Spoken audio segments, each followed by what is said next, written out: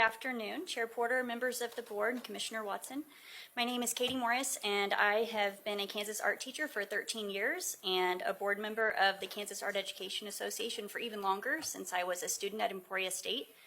We'd like to thank you for the opportunity to speak with you today. Thank you for having us. My name is Elizabeth Madden. I am finishing my term as president of the Kansas Art Education Association. I have been teaching at Sterling Grade School for the last 18 years and Chase Grade School for 8, and have been a board member off and on during that time for the Kansas Art Ed Association as well. I wanted to remind you that it's summer and I'm a black bear, and bears hibernate in the summer, so my teacher brain is in hibernation, so bear with us today. We presented back in March about this topic of the graduation credit reduction to the task force, and we received lots of positive feedback, and we were very grateful for that support, but there was still some pushback and some negative comments that worries us, and we just wanted to address this with you, and hopefully we can give you some new information. We know you're very knowledgeable in this important topic, but hopefully we can bring you some new things. One concerning statement was, I don't know why we just can't make a decision and stick with it. Well, that was very concerning to our organization. At that time, the task force was also receiving stakeholder surveys. And in the presentation of that, the surveys were stating many surveys said that we do not support the reduction of the fine arts credit. So not only do we need to hear from our stakeholders, we need to take their opinions into consideration. Moved far beyond the traditional 3 R's. The 4 C's of creativity, critical thinking, communication, and collaboration have been identified as important 21st century learning skills. Our students need learning skills in addition to specific bodies of knowledge, and art education provides students opportunities to develop those skills. Arts are a uniquely human activity. It's literally prehistoric. People have been making art for longer than we've had written language. So I think that shows that it is an important part of our lives. It's estimated that 90% of the information our brains take in is visual, and creating art is a way for students to communicate as well as understand what others are communicating. Visual literacy is all about creating and understanding visuals, and the importance of visual culture to contemporary life makes it more imperative than ever that education includes learning to make meaning of multifaceted visual information and experiences. Soft skills include communication, cultural awareness, social skills, teamwork, the ability to identify and solve problems, and more. Fine arts are designed to help build these skills and to help students grow emotionally in ways that some other content areas are not, because we all have different things that, we focus on. The social emotional communication that happens in an art classroom, these 2 pieces of art are from students of mine at the grade school level. We talked about a famous artist, and then we talked about emotions and feelings and relationships within families, and then they were challenged to create a piece of artwork. The artwork on the left is by a student who has a mom, dad, whole family unit, traditional. The student on the right was in foster care, and you can absolutely see the difference in those 2 pieces of artwork.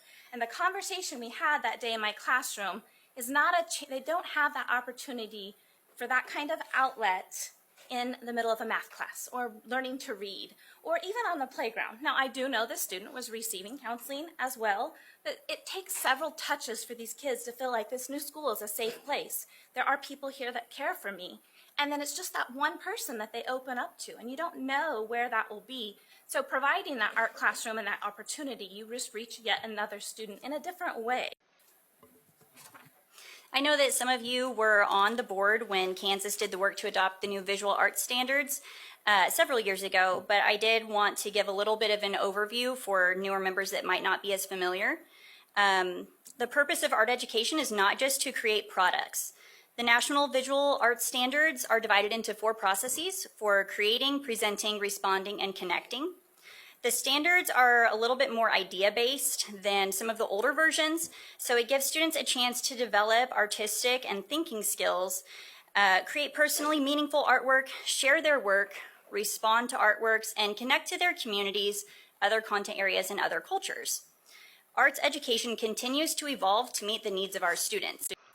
The studio habits of mind I always talk about on the very first day of school with all of my grade levels. I teach K-12. And I tell students that I understand they're not all going to grow up and become professional artists. That's not really the purpose of art education anyway. I explained that the studio habits of mind, which were identified as part of Harvard's Graduate School of Education's Studio Thinking Project, these are the most important thing that you're going to get out of an art class. And I give examples. So developing craft, that's all about craftsmanship. You know, doing your best work and working to improve your skills. I can't think of any career where they don't want you to get better at what you're doing, you know, to hone your skills. Engage and persist means that you keep going even when things are challenging. You learn to not give up and work through struggles. Envision is about picturing the next steps in your process. So whether you are putting together an engine or preparing a meal, you need to be able to think through that process and know what's coming next. Express is about communicating a message, and we know that communication skills are more important than ever. Observe is more than just ordinary looking. It's careful attention to details. Reflect, thinking about your work, how you can improve, you know, what maybe you want to do differently next time. Stretch and explore, pushing yourself to go beyond just what's easy and to learn new things. And then understanding art worlds is about being part of the community, understanding how things are connected, and how art is part of our lives. So that one might not be related to every career, but it is definitely related to quality of life. Arts courses are a great place to provide students an opportunity for divergent thinking. In many general education courses, there's one correct answer for students to find. In visual arts classes, divergent thinking is developed and encouraged. So I know that last month the music educators shared some information with you about the correlation between academic achievement in music classes, and the same is true for other fine arts disciplines as well. So we already touched on soft skills developed in arts courses and the fact that helping kids feel engaged in school is associated with lower dropout rates. But we haven't mentioned yet that art education is also associated with better academic outcomes across multiple content areas. We believe that the benefits of a strong visual arts education are enough to stand on their own. However, learning in the arts also helps develop reading, language, and math skills. Many studies have also shown a positive correlation between enrollment in arts courses and creative and critical thinking, as well as problem-solving skills. Okay, so we've talked a lot about what's happening in the classroom and the education side of it. Now we're going to talk about the career side. The arts are career preparation. Regardless of what career choice, they will prepare you for that. The task force had some case study examples. This student is a hypothetical student, Jocelyn, who wants to become a doctor. And she feels as though her PE and arts credit are holding her back from achieving that goal. We have some case studies that will counteract that, and it shows that at Yale, they required their pre-med students to take a museum observation course where they learn to observe their patients more clearly. They empathize with them in a different way. They learn to observe what's happening with their patient, because you may have a patient who's nonverbal, whether they're unconscious or unable to speak, and then there's things that your patients don't tell you. So using that art class, they help their doctors become more prepared for that. There's also studies that show that dentists and surgeons do not have the fine motor skills that they need to perform intricate surgeries. The art classroom has some of the same tools that you would use within your dental field for molds, and in 2019, there were about 45,000 art careers. That may not seem like a huge number compared to our whole state, but that's approximately the size of the city of Salina. That's a lot of careers, and not everyone will go into an art career, and there are some that start right after high school. You could become a florist, you could go to college, but it will also help you in any career, whether it is not a specifically art field. So we all know there's been an increasing teacher shortage. You guys just talked about that a little bit ago. The arts are no different than any other content area when it comes to open positions. So we're doing our part as an organization by providing support and encouragement to pre-service art educators, providing mentorship and professional development to those going through transition to teaching programs, or maybe they're changing subjects. And then we're also trying to encourage promising students to consider becoming art teachers. But part of the problem is that if programs are reduced or cut, which could happen if the lost my words there, sorry, the fine arts credit is reduced, it makes it appear that the arts are an unsafe career choice. It's already a struggle to get enough students to go into education in general. And I remember even when I was considering, well, I mean, I decided I was going to be an art teacher and stuck with it, but I had some people who almost tried to talk me out of it. Like, are you sure that's safe? You know, the arts are always the first to be cut. So that adage has been around for a long time. And I feel that reducing that graduation requirement could kind of add to that. Thank you, Mr. Chair. Okay, so I totally get everything you said. I took 4 years of music in high school. Don't have to convince me. Music was fun. I still never took any visual arts. But here's what I'm struggling with. Okay, like my granddaughter. By the time she gets out of middle school, I've had 2 years, full years of visual arts and 2 years of music. She knows if she likes it. She knows if she wants more. And I'm not sure why I should make her take another credit in high school when she's already had the experience. I mean, the idea is you want the kids to have the experience, right? Sure. And so that's what I'm struggling with. I kind of think if they've taken a couple years of fine arts in middle school, we don't need to make them take one in high school. That's a great question.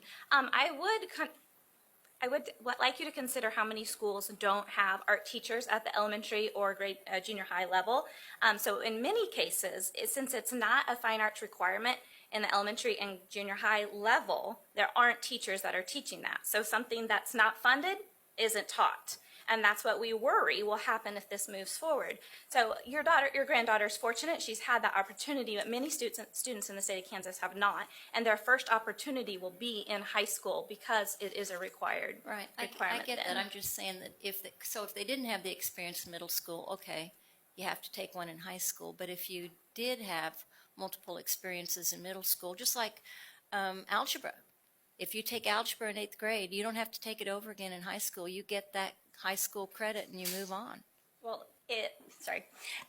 since you used the example of algebra, yes, you don't take algebra multiple times, but you do take the next math classes. And we're not teaching the same things in high school art classes that we are in middle school. There may be some overlapping processes, but there are different standards and you're going to have different curriculum. And we were discussing at lunch that, you know, sometimes students need to take how did you word that? We need to teach students what they need to know, not just what they want to know. At the high school level, there would be a whole bunch of opportunity for different art mediums and things that they're not available, that aren't safe for the younger kids, and the critical thinking that develops as they become high school students. They're going to see things, they're going to see the world differently, and taking that class as an older student is going to be a lot different than what they're learning at the junior high or grade school level. Of course, I don't want to keep going back to visual arts because fine arts is, you can get your fine arts credit and never touch paintbrush. So, absolutely. You know, anyway, I think it's something to consider that, you know, if you have multiple experiences in middle school, maybe we let that count. Well, the one credit is only, I think we calculated, it's 6% of your overall high school requirement. So it's still one credit, not a significant, not a big, huge burden to place on any student in any one subject matter. Thank you, Mr. Chair. You.